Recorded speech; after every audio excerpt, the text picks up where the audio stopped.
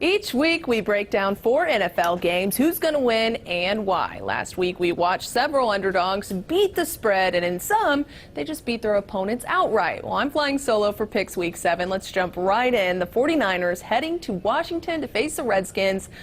I think it's pretty obvious who will come out on top in this NFC matchup because undefeated San Francisco is establishing themselves as a powerhouse in the NFC as a whole.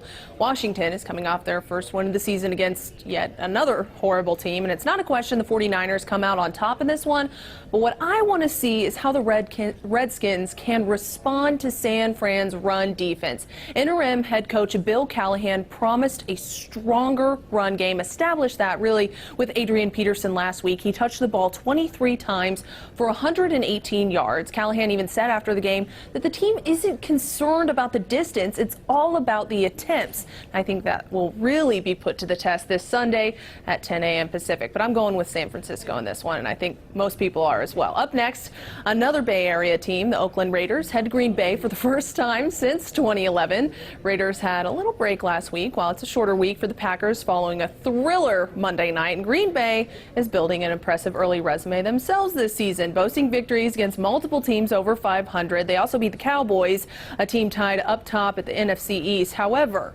most of these games came down to the wire, and Monday night was arguably decided based on the officiating crew. Another down-to-the-wire matchup there. Still, Aaron Rodgers and the Packers are consistently a gritty team. Right now, there's a chance Davante Adams and Geronimo Allison could sit with injuries, and the team doesn't have the most impressive offense to begin with, but all those moving parts seem to really be working in unison, and it's working. The Raiders are inconsistent. Oakland sits at 3-2 on the season. Their 2 losses were blowouts. I think Green Bay has this one in the bag, but in typical Packers fashion, it will probably come down to the fourth quarter. Up next, the Los Angeles Rams heading to Atlanta to meet the Falcons, 2 NFC teams desperate for a win. Atlanta is another team just really limping through its schedule right now. There's a lot of pressure on Dan Quinn to make anything happen this season, but I expect he might be out of a job before the end of this season. Their 1-5 season is not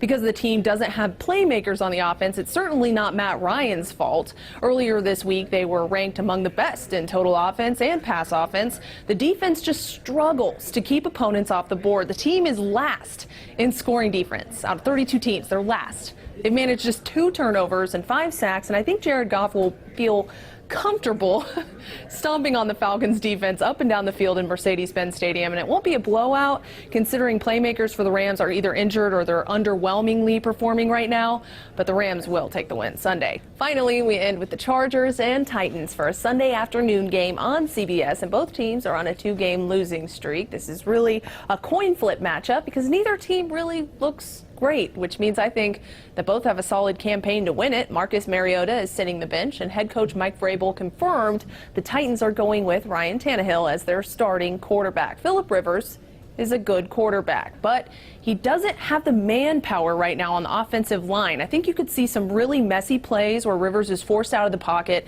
And it's really frustrating, I'm sure, for Chargers fans to watch that because you have powerhouse playmakers like Melvin Gordon and Austin Eckler who can't play up to their potential. And if this team can fix the issues for the front 5, I think they'd be in a better position to improve their record. Titans take this one.